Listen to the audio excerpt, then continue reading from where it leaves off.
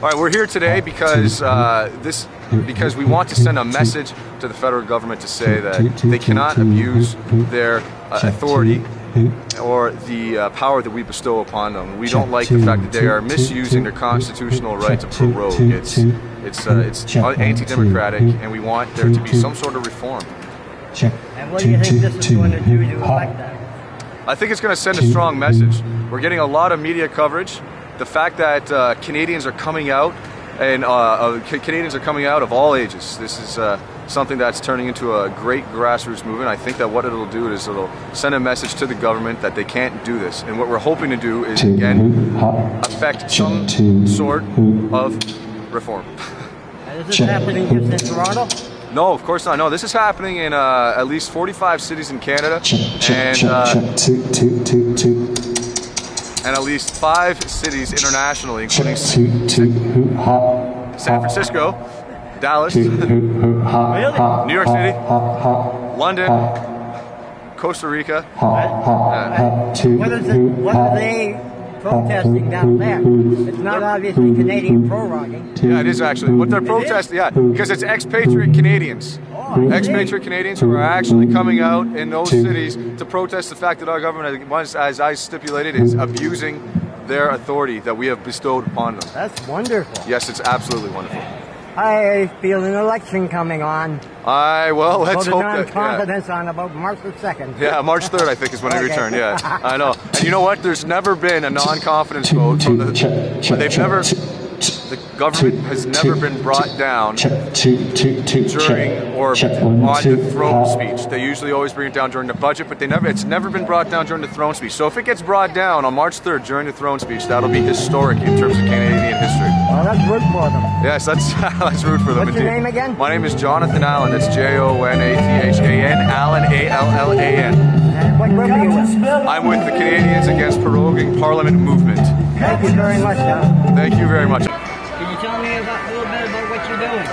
What I'm here for is to let Stephen Harper know that he cannot get away with shutting down the democratic process in this country in order to get away to defend the criticism of what's going on in Afghanistan, where detainees are being turned over to torture, Canadian soldiers are being killed for no reason, the fact that climate change is not being dealt with in this country, the fact that the economic crisis is going to be downloaded onto workers.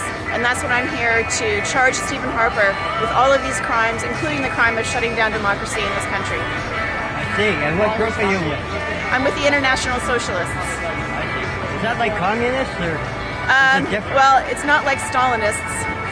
It's like the socialism that says we need more democracy and not less in this world. We need people who are actually organizing, taking control of how we produce things that make sure that we're producing the things that people need and not just producing for profit. Thank you. It's important to differentiate. Yes, I think you're right. Thank you.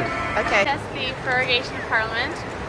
I think it's a really particularly great cause. It's something everyone can get behind. It doesn't matter what your political affiliations are. This is about democracy. It's not about the Conservatives or the Liberals. It's about what we stand for in this country. And the fact that our Prime Minister can dismiss this on a whim is a serious problem that needs to be addressed. Thank you. Okay. What's your name?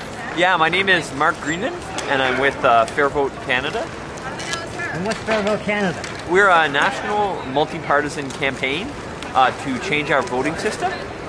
We want to bring in a voting system that's based on fair and equal votes for all Canadians, a voting system that will give all Canadians the chance to elect someone when they go to vote, and otherwise known as proportional representation, technically. Don't we have fair democratic voting now? No, there's some serious concerns with Canada's voting system at the moment.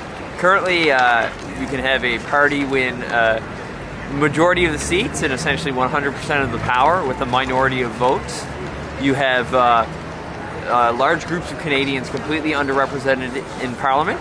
Here in Toronto, you see Conservative voters underrepresented. Believe it or not, I think it's close to 1 million people, or maybe not 1 million, but hundreds of thousands of Torontonians vote for the Conservatives, yet don't see a single Conservative elected here in Toronto.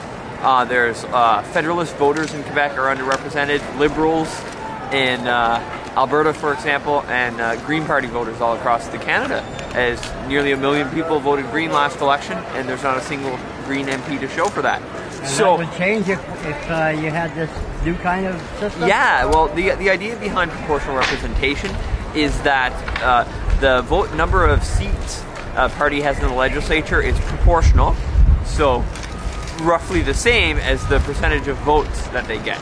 So you no longer see these situations where you can have a party get 60% of the seats and 100% of the power with 40% of the votes. Heck, with our current system, you can even see, as is the case in the current New Brunswick legislature, where you can have a party get the second most votes, yet get the most seats, and then form government.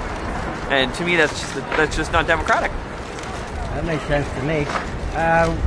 You have a website? Yeah, our website is, it says here on my button, fairvote.ca. People are certainly welcome to check it out. The campaign we're running right now, it's something called the Declaration of Voters' Rights. We're just trying to get as many people as possible to sign a short statement, basically outlining sort of what we're looking for a voting system that treats all voters equally and ensures that everyone can elect a representative of their choice. And that's why we're out here today. We're at this Prorogue Rally to hopefully talk to some people who are concerned about our democracy and might see fair voting as a solution. I hear that you've had a little success in Toronto recently.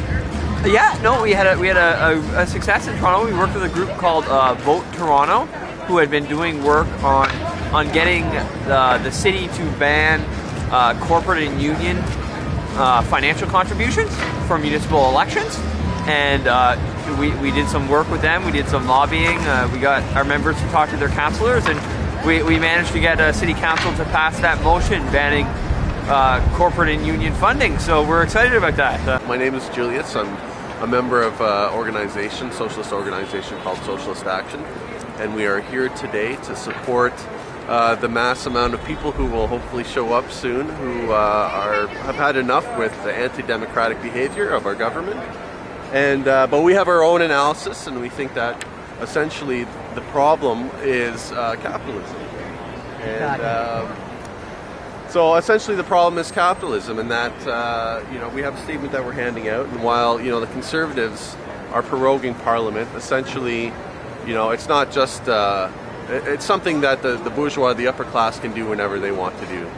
And we would like to educate people on class issues.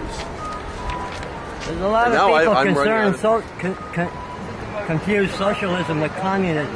Can you differentiate between what you are and communists? Well, there's a lot of conceptions on what exactly has happened. Like, I mean, the way that we look at it, most people look at communists as being Stalinists, right? And we're not Stalinists. There aren't very many Stalinists left. But at the same time, we're not just going to bash the Soviet Union, because there were some things that were done there that are in line with what we want to do. Of course. So it's there's a lot of education involved, because we live in a society where we've been taught certain things, and it's hard to break away from that, because there's a notion that basically communism is bad, and you think of Stalin, and then you start to think about Hitler or whoever, right? Stephen, bring back our democracy. This is what democracy looks like. Get even with Stephen. Stephen, your time has come.